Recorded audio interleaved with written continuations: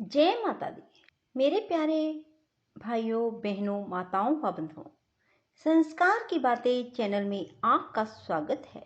बंधुओं, आज मैं अपनी वीडियो में आपको बताने जा रही हूँ नवरात्रि में दुर्गा अष्टमी कब है, शुभ मुहूर्त कब होगा। बंधुओं, नवरात्रि के 8वें दिन महाअष्टमी मनाई जाती है, ये आप सब जानते हैं। महाअष्टमी देवी दुर्गा की पूजा के लिए बहुत ही मुख्य दिन माना जाता है। इस साल शारदीय नवरात्रि की दुर्गा अष्टमी कब है? शारदीय नवरात्रि के 9 दिन बहुत महत्वपूर्ण होते हैं। इसमें अष्टमी और नवमी तिथि का विशेष महत्व है।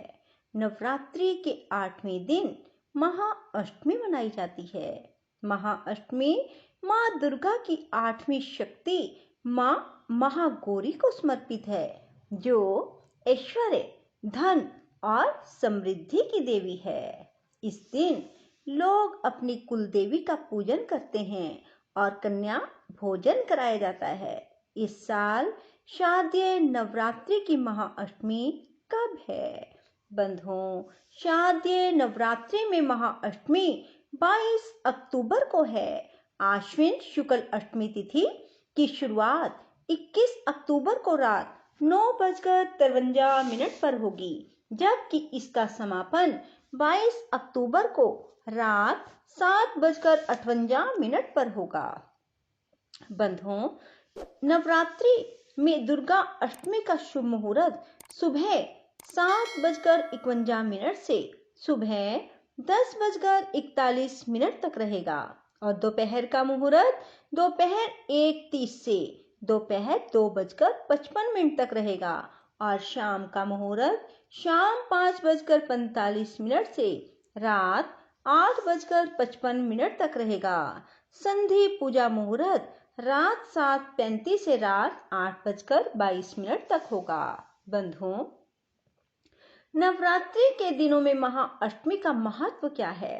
शास्त्रों के अनुसार नवरात्रि के आखिरी 2 दिन बहुत ही मुख्य माने जाते हैं, क्योंकि अष्टमी तिथि पर देवी दुर्गा ने चंडमुंड का संहार किया था और नवमी को माता ने महिषासुर का वध कर भक्तों और समस्त संसार की रक्षा की थी। कहा जाता है, नवरात्रि में अगर 9 दिन तक पूजा और व्रत ना कर पाए तो अष्टमी और नवमी के दिन व्रत रखकर देवी की उपासना करने से पूरे 9 दिन की पूजा का फल प्राप्त हो जाता है।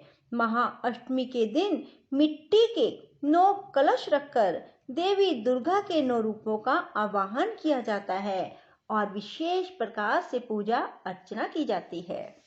बंधुओं, महाअष्टमी पर कन्या पूजन का महत्व क्या है? महाअष्टमी के दिन कन्या पूजन का बहुत खास महत्व माना जाता है।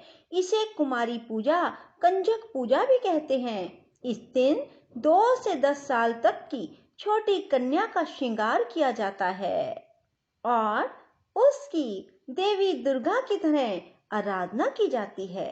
भोजन कराया जाता है, तिलक किया जाता है, चुनरी चढ़ाई जाती है और साथ ही चूड़ियां भी पहनाई जाती हैं। दान दक्षिणा देकर सम्मान पूर्वक विदा किया जाता है। नवरात्रि में कन्या पूजन के बिना व्रत पूजा का फल नहीं मिलता है। बंधुओं, नवरात्रि की दुर्गा अष्टमी पर संधि पूजा होती है। प्राचीन काल से ही शारदीय नवरात्रि की महाअष्टमी पर संधि पूजा की जाती है। अष्टमी समाप्त होने के अंतिम 24 मिनट और नवमी प्रारंभ होने के शुरुआती 24 मिनट के समय को संधि काल कहते हैं।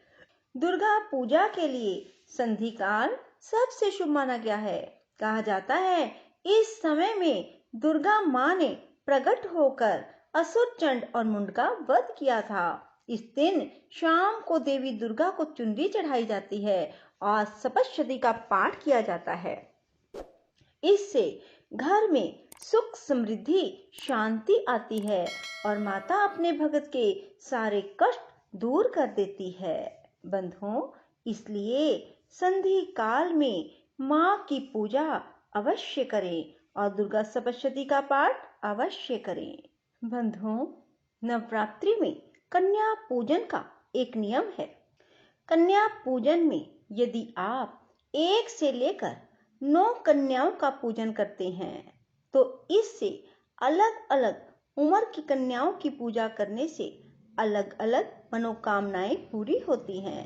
बंधुओं, 1 से लेकर 9 तक की संख्या की कन्याओं की पूजा से 9 वरदान मिलते हैं। संख्या अनुसार कन्या पूजन का फल क्या है?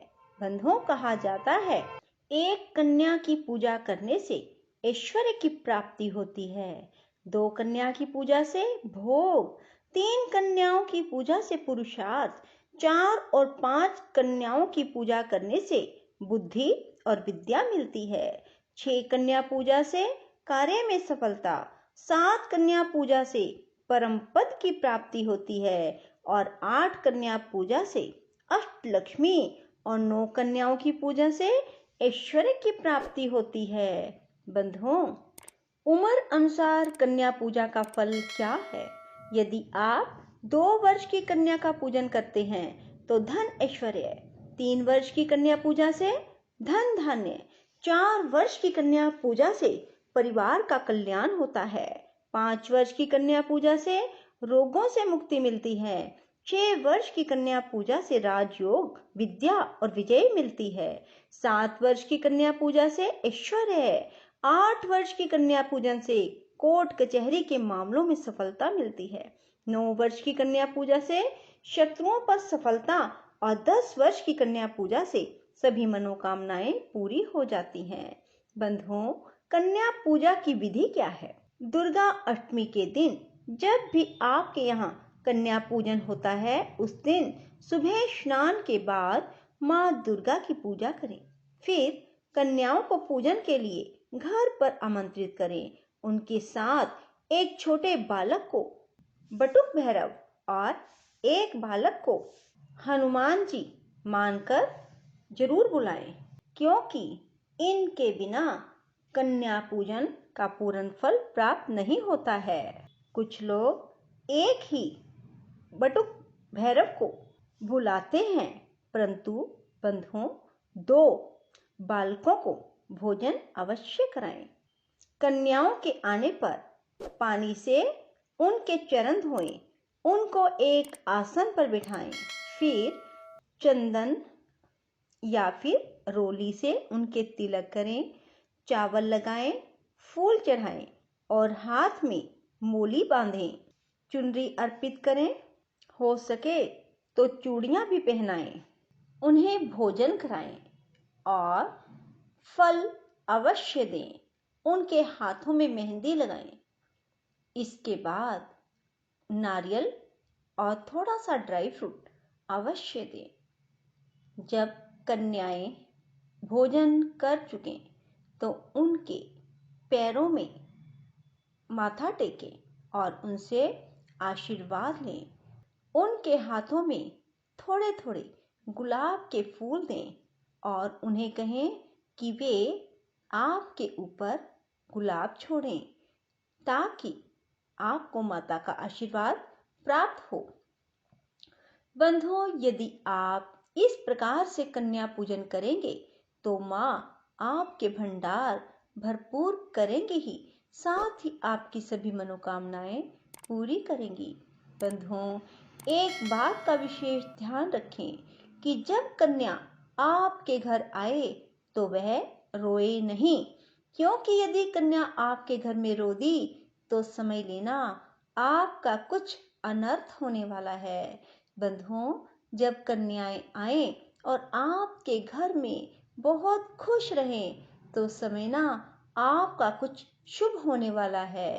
बंधुओं, यदि आपको हमारी वीडियो पसंद आए तो इसे लाइक करने के साथ साथ शेयर अवश्य करना और कमेंट बॉक्स में जय माता दी, जय माता दी, जय माता दी अवश्य लिखना।